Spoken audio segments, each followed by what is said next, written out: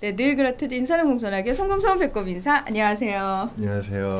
위클리벳 황당무계 황당한 문화나의 개소리. 안녕하세요, 문희정입니다. 안녕하세요, 이학범입니다. 네, 자 요즘은 네. 요 부분에 대한 얘기 안 하시는 분들 없으세요? 네. 뭐 화제가 되는 이야기. 네. 동물 말고 네. 뭐가 있을까요? 이명박 대통령인가 뭐지? 그분은 네. 양파 같아요, 진짜. 아, 그래요? 네. 예, 까도 정말 많이 나오고 있는데 어디까지 나올까 궁금해지고. 맞아요. 그것과 더불어서 또 하나가 개헌 문제가 네. 상당히 많이 관심이 되고 맞습니다. 있는데 어제 그 조국 민정수석이 녹화 날짜로 어제 그 처음에 개헌안과 관련된 얘기를 발표를 했는데 네. 이게 확실히 직업병이 무서운 게 제가 위클리벳 진행을 네. 오래 했다고 저 잘못 들은 줄 알았어요, 처음에. 네. 동물이라는 단어가 나왔어요. 네. 동물에 관련된 언급이 나왔어요. 맞습니다. 굉장히 의미가 큰데요. 네. 녹화 날짜 기준으로 어제 대통령 개헌안에 대한 발표가 있었어요. 이게 개헌안 전문이 공개되진 않았는데요. 조국 수석이 동물 보호에 대해서 국가가 정책을 수립할 수 있는 조항을 넣었다 이렇게 코멘트를 했거든요. 그 코멘트가 네. 나올 정도면은 이거는 정말 고무적인 일이잖아요. 그렇죠. 지금 네. 전문이 공개되지 않았지만요. 동물 보호라는 말이 들어갔다고는 지금 다 알려져 있습니다. 네, 맞습니다. 그래서 사실은요. 헌법에서 동물이라는 그 단어 자체가 등장한 게 처음이잖아요. 처음이죠. 네. 예. 그러니까 지금 헌법에 동물 보호나 동물권을 언급한 나라가 사실 그렇게 많진 않아요. 2000년에 스위스, 2002년에 독일, 그다음 뭐 인도, 뭐 브라질, 세르비아에서 몇 개 나라가 되지 않는데 네. 우리나라에서 지속적으로 헌법에 동물 보호나 동물권을 명시해야 된다는 주장이 제기가 됐어요. 왜냐면은 우리나라는 아직 민법에 동물이 물건으로 취급돼 있고 그렇죠? 맞습니다. 또 동물보호법이 많이 개정됐지만 여전히 막 부족하다는 얘기가 있잖아요. 그래서 기본적으로 헌법에 모든 법의 기본이 되는 헌법에 이걸 명시해야 된다는 주장이 많이 제기됐는데요.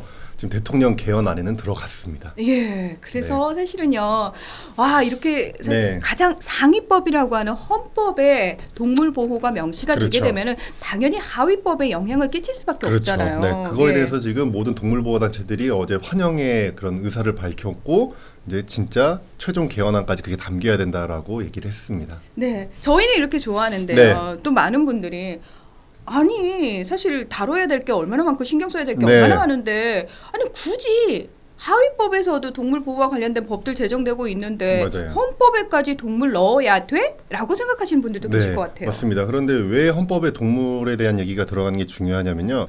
지금 우리나라 모든 법에서 권리의 주체가 인간으로만 되어 있어요. 그렇죠? 네, 동물이 이제 그렇습니다. 물건으로 민법에 취급되기 때문에 권리의 주체가 될 수 없잖아요. 이런 부분을 개정해야 된다는 움직임이 이제 계속 얘기가 되고 있고 또 하나는 우리가 인간 말고도 많은 생명체들이 있는데 아직 동물을 생명체로 바라보는 시각은 좀 낮은 것 같아요. 그래서 헌법에 동물 보호나 동물권을 명시하면서 생명체의 개념을 동물까지 이제 확장하는 그런 의미가 있고요. 심지어 에콰도르에서는 이 자연, 이 환경에 대한 보호의 의무를 헌법에 아예 명시하기까지 했거든요. 그 정도로까지 발전된 국가가 있으니까요. 우리도 이제 헌법에 이걸 명시할 때가 되긴 된 것 같습니다. 이거는 사실 우리가 늘 얘기했던 원헬스하고도 사실 맞습니다. 관련이 있는 네. 부분이잖아요. 예.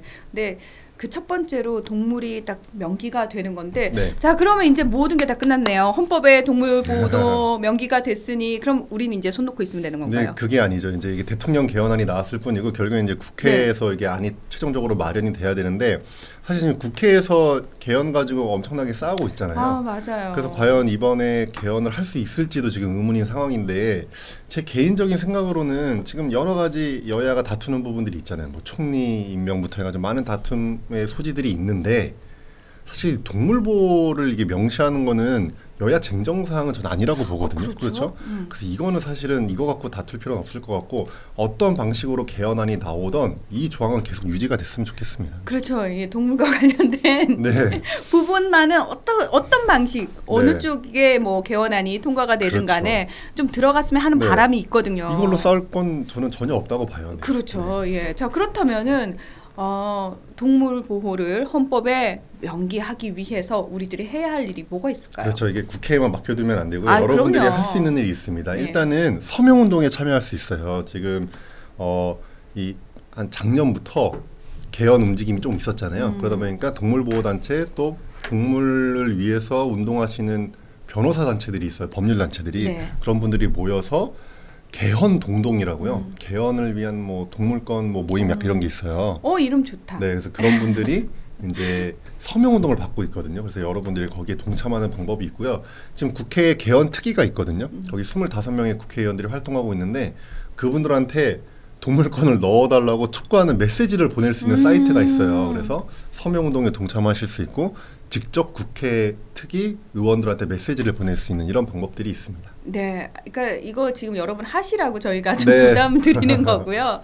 저희가 30년 만에 개헌을 한다라고 얘기를 하는데 사실 30년이면은요. 요즘은 강산도 10년마다 변하는 게 아니고 네. 엄청 빨리 변하거든요.